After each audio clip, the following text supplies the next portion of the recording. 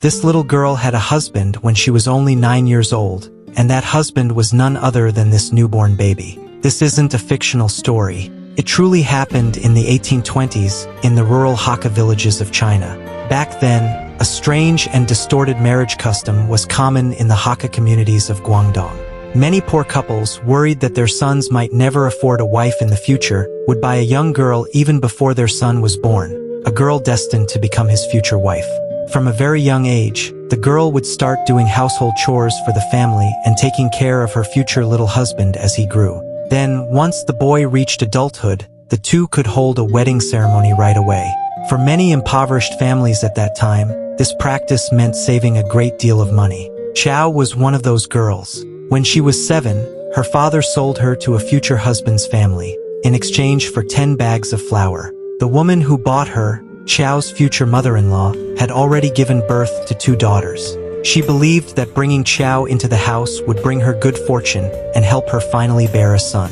From then on, Chow had to do countless chores every single day, sweeping the floor, feeding the pigs, weeding the fields, washing the clothes. All the while, she kept wishing that her mother-in-law would soon give birth to her future husband, believing that only then might her life become a little easier. A few months later, Chow met a new friend named Min, who was 1 year younger. Min had been sold into a family just like this 4 years earlier. Her future mother-in-law had already given birth to 3 daughters, and she constantly blamed Min for being unlucky, for failing to bring her a son.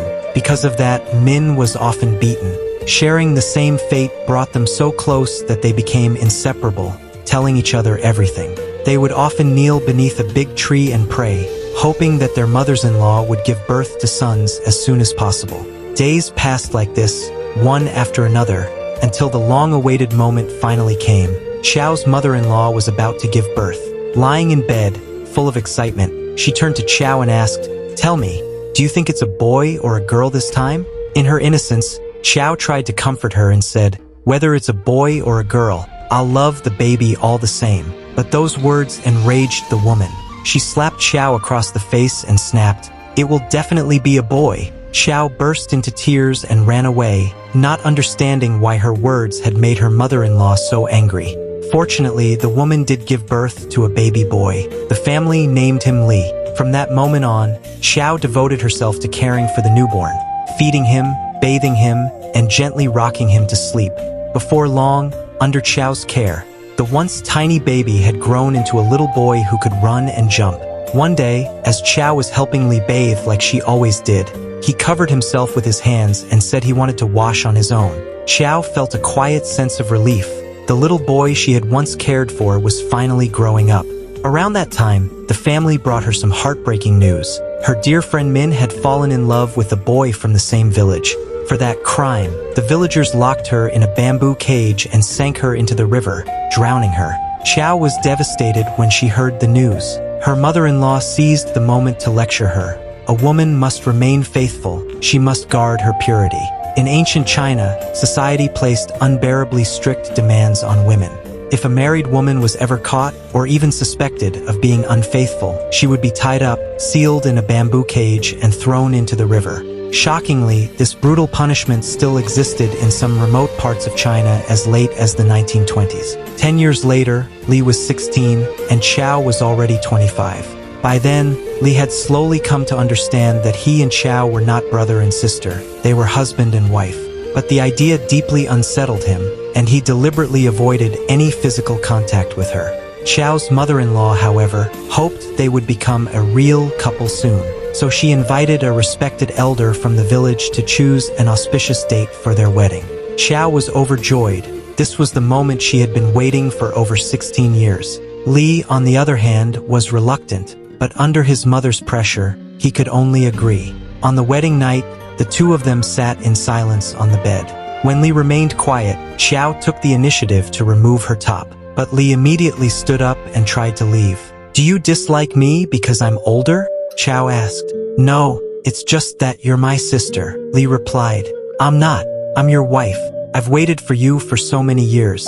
I just want someone to treat me kindly." But Li turned away and left the room, refusing to share a bed with her. The next day, when Chow returned home from working in the fields, she found that Li had already packed his belongings. He told her that he was going to Southeast Asia with his classmates to earn money. Xiao tried desperately to stop him, but he demanded that she obey him as his wife. Xiao didn't dare argue further. In that male-dominated society, a wife had no choice but to obey her husband unconditionally. Li's departure devastated his mother, and she soon fell ill. After all, many men who left for Southeast Asia to seek work never came back, including Li's father. To earn money and support the household, Xiao followed the villagers into the mountains every day to carry salt. One day, they encountered bandits. In the chaos, Xiao slipped and rolled down a hillside. By chance, a villager named Chun found her there and brought her back home. Chun was a year older than Xiao, and he often helped her whenever she was in trouble, carrying heavy loads, lending a hand with hard labor. Their relationship grew subtly complicated. But Xiao always remembered what her mother-in-law had told her, so she always kept her distance from Chun. Since leaving home, there had been no news of Li. Many people in the village said he had fallen ill and died on his journey to Southeast Asia. Xiao's mother-in-law was heartbroken, but she also feared that Xiao would be left alone with no one to rely on after her death. So she eventually decided that Xiao should marry Chun, the honest and steady man who had always been there for her. And on the very day Xiao was to marry Chun, her mother-in-law suddenly received a letter from Li. In it, he wrote that life had been extremely difficult for him and that he could not return home. He hoped that his sister would remarry and not keep waiting for him. Her mother-in-law happily told Xiao the news. Xiao was very happy that her husband was still alive, but she was facing a difficult choice. However, in the end, she still took off the wedding dress that symbolized a new life. She would wait for her husband to come home. After that, every night, Xiao literally counted beans to fend off the loneliness. From the days when her hair was black to when it turned white, her husband still had not come home. Time flew by. Xiao was now 80 years old. The Hakka Weiwu houses of Guangdong had become tourist attractions. Groups of visitors came and went, taking pictures and telling stories about that bygone era. But how many of them truly understood the sorrow of the women who lived through it?